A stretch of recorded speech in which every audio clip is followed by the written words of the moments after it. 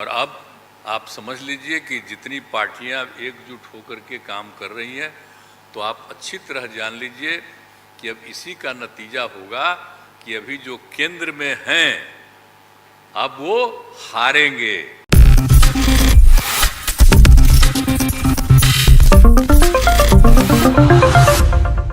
National news में आपका बहुत बहुत स्वागत है। मैं हूं आपके साथ अबरारुल रहमानी।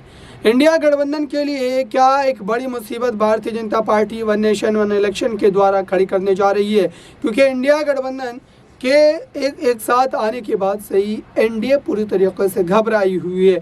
दरअसल हिंदी बेल्ट के वो तमाम बड़े जो दल हैं वो एक साथ आ गए हैं। 2024 से पहले उस तरीके की एकजुटता साफ तौर पर दर्शाती है कि बीजेपी के लिए एनडीए के लिए कहीं ना कहीं एक मुश्किल घड़ी पैदा कर सकती है। हालांकि इस समय अगर देखा जाए तो सीट शेयरिंग को लेकर के, कॉमन मिनिमम प्रोग्राम को लेकर के इस तरीके से सहमति बनती नज़र नहीं आई है।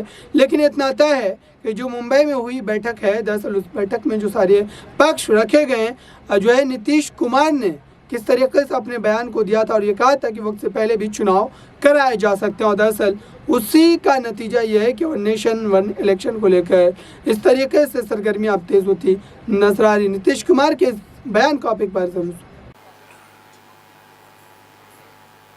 तो आप सब लोगों को मालूम है कि आज तीसरी मीटिंग हुई है।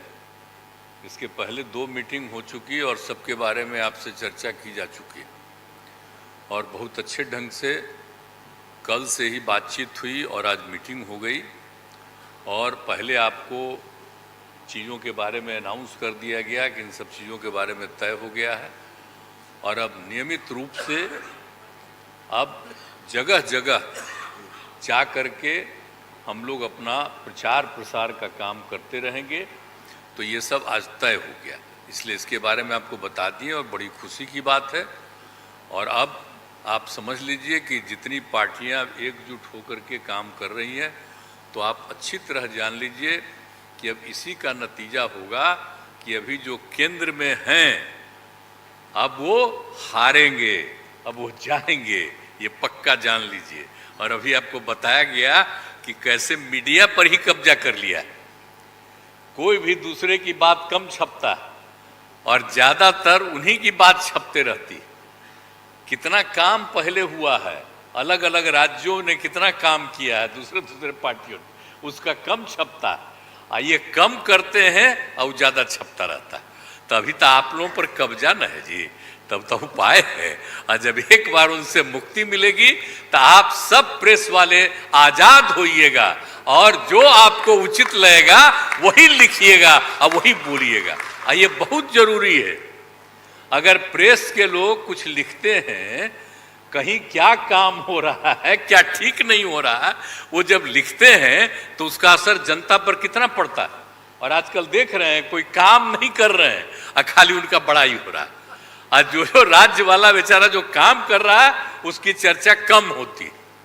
तो ये ना हो गया, इसलिए पता ही है। दूसरी चीज है, देश के इतिहास को ही बदलना चाहते हैं, तो हम लोग सब मिलकर के देश के इतिहास को नहीं बदलने देंगे और सब मिल करके जो अपना देश है वो पूरा मजबूती के साथ होगा और समाज के हर तबके का उत्थान होगा और किसी की उपेक्षा नहीं होगी। तो इसीलिए सब मिल करके, और जानते भी न हैं, बहुत कोशिश चलते रहते हैं हिंदू मुस्लिम कुछ इधर उधर हो जाए, लेकिन सबको एकजुट होकर के न है जी। देश तो सबका है ना, तो सब एकजुट होकर के, तो सब मिल करके और सारा अच्छा काम कर रहे हैं, तो सबको लेकर के आगे बढ़ाना है।